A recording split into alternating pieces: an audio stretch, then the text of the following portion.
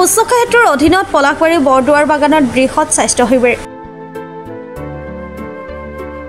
অসম চৰকাৰৰ অভিলাষী আঁচনি শুশ্ৰূষা সেতুৰ অধীনত আজি পলাশবাৰী সমষ্টিৰ অন্তৰ্গত বৰদুৱাৰ বাগানৰ জ্ঞানজ্যোতি জাতীয় বিদ্যালয়ত স্বাস্থ্য পৰীক্ষাৰ লগতে ৰোগ নিৰ্ণয় আৰু চিকিৎসা প্ৰদানৰ বাবে 29 নং পলাশবাৰী বিধানসভা সমষ্টিৰ বিভিন্ন প্ৰান্তৰ 18 বছৰ বয়সৰ তলৰ কিশোৰ কিশোৰীসকলৰ বাবে এক বৃহৎ স্বাস্থ্য শিবিৰ অনুষ্ঠিত কৰা হয়।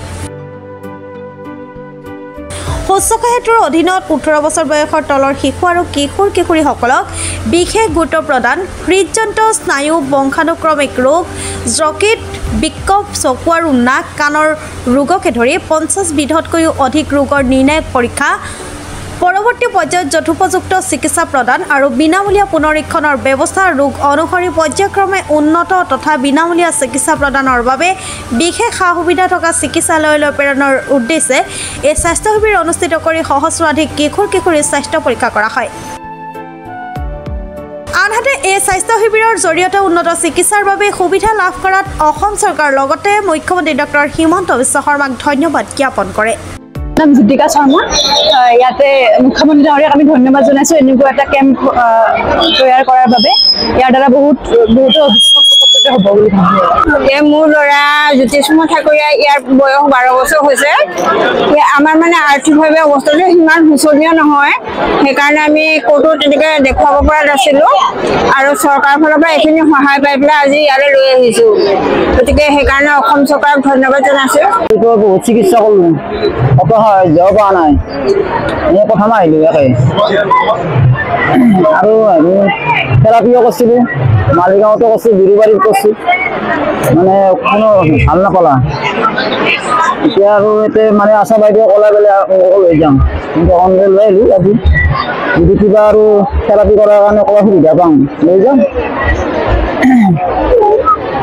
অন্তবিশ্বাস মই ধন্যবাদ জনাইছোঁ।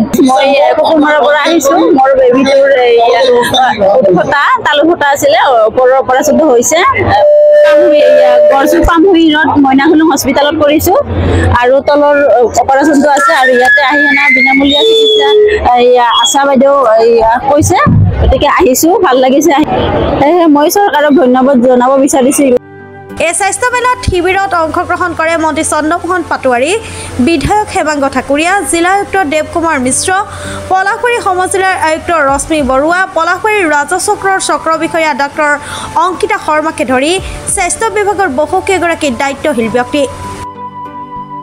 পলাশবাৰী সমষ্টি ভিত্তিত যি মেগা স্বাস্থ্য মানে সেৱা মেলা ইয়াতে আৰম্ভ হৈছে, গতিকে ইয়াতে বহু সংখ্যক ৰাইজে ইয়াতে আহিছে আৰু এতিয়ালৈকে আমাৰ ৰেজিষ্ট্ৰেশ্যন হৈছে প্ৰায় 2000ৰ ওপৰত ৰেজিষ্ট্ৰেশ্যন হৈছে।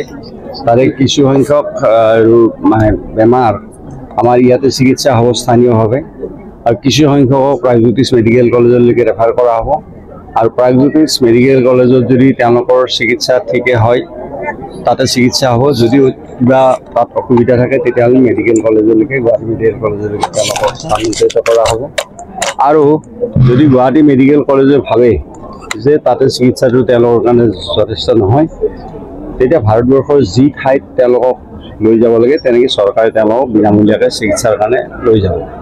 এইটো হ'ল এই গোটেই স্বাস্থ্য মেলাটোৰ মূল উদ্দেশ্য। আৰু ইয়াতে আমি দেখিবলৈ পাইছোঁ, আমাক জনাইছে যে ইয়াতে আমাৰ চুগাৰ স্পেচিয়েলিটিৰো ডক্টৰ আহিছে, আমাৰ চুগাৰ স্পেচিয়েলিটি আহিছে, আমাৰ নিউৰলজি আৰু কাৰ্ডিঅ'লজি। গতিকে তেওঁলোকৰ ইয়াতে যিসকল হাৰ্টৰ বেমাৰ আছে বা নিউৰলজি বা নাৰ্ভৰ বেমাৰ আছে সেইবিলাক তেওঁলোকে চাব পাৰিছে। আৰু তাৰ উপৰিও ইয়াতে চিকিৎসা স্থানীয় হৈ তেওঁলোকক হয়তো প্ৰেছক্ৰিপশ্যন দিব বা মেডিকেল কলেজত তেওঁলোকক ৰেফাৰ কৰিব। আৰু তাৰ উপৰিও আমাৰ মেডিচিন স্পেচিয়েলিষ্ট, গাইনী স্পেচিয়েলিষ্ট, তাৰপিছত অপথেলমলজিষ্ট, তাৰপিছত এনেকৈ বিভিন্ন ধৰণৰ আমাৰ যিখিনি মানে MD কৰা ডক্টৰ আছে। গতিকে তেওঁলোকে ইয়াতে আজি আহি চিকিৎসা সেৱা আগবঢ়াইছে আৰু বিভিন্ন বেমাৰ হোৱা যিখিনি মানুহ তেওঁলোকক চিকিৎসাৰ কাৰণে আগন্তুক দিনত কেনেকৈ তেওঁলোকে চিকিৎসা পদ্ধতি গ্ৰহণ কৰিব বা চিকিৎসা তেওঁলোকে কেনেকৈ গ্ৰহণ কৰিব তাৰ কাৰণে তেওঁলোকৰ ৰেজিষ্ট্ৰেশ্যন কৰি সেইমতে তেওঁলোকক কথাখিনি জনাই দিয়া হৈছে। পৃষ্ঠপোষকতাত স্বাস্থ্যমন্ত্ৰী মহোদয়ৰ পৃষ্ঠপোষকতাত প্ৰথমবাৰৰ কাৰণে অসমত প্ৰত্যেকটা সমষ্টিত মেগা হেল্থ কেম্প আয়োজন কৰা হৈছিলে আৰু সেই সূত্ৰে আমাৰ পলাশবাৰী সমষ্টিত আজি মেগা হেল্থ সুস্বাস্থ্য সেতুৰ অধীনত মেগা হেল্থ কেম্প আয়োজন কৰা হয় আৰু ইয়াতে আমাৰ প্ৰায় 2000ৰ অধিক ছাত্ৰ ছাত্ৰী ইয়াতে আজি চিকিৎসা প্ৰদান কৰা হয় আৰু তেওঁলোকৰ স্বাস্থ্যৰ বুজ লোৱা হয় তেওঁলোকৰ কি বেমাৰ আছে সেইটো জানিবলৈ যত্ন কৰা হয় ইয়াতে বিভিন্ন ধৰণৰ doctor orthopaedics doctor paediatrics doctor gynaecologist doctor general প্ৰেক্টিশনাৰ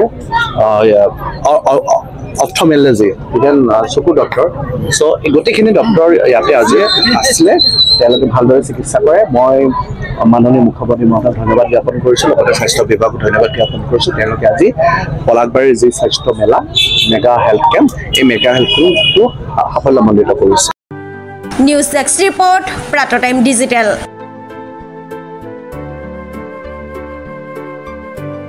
mobile plus physiotherapy wellness and rehabilitation centre দক্ষিণ কামৰূপৰ ব্যৱসায়িক প্ৰাণকেন্দ্ৰ বিজয়নগৰৰ লগতে ভিআইপি চক আৰু গুৱাহাটী মালিগাঁও পাণ্ডৱনগৰত থকা তিনিওখন ক্লিনিক বৰ্তমান প্ৰায় 20 বছৰৰ অভিজ্ঞতা পুষ্ট তথা এতিয়ালৈকে প্ৰায় 40,000 ৰোগীক সুস্থ কৰি তোলা ডক্টৰ পল্লৱীনাথৰ তত্ত্বাৱধানত চলি আছে এই ফিজিওথেৰাপি চেণ্টাৰ তিনিটাত বৰ্তমান অভিজ্ঞ ডক্টৰৰ দ্বাৰা যিকোনো জটিল ফিজিওথেৰাপি চিকিৎসাৰ লগতে যিকোনো ৰোগীৰ ঘৰলৈ গৈ চিকিৎসা সেৱাৰ সুব্যৱস্থাও ৰাখিছে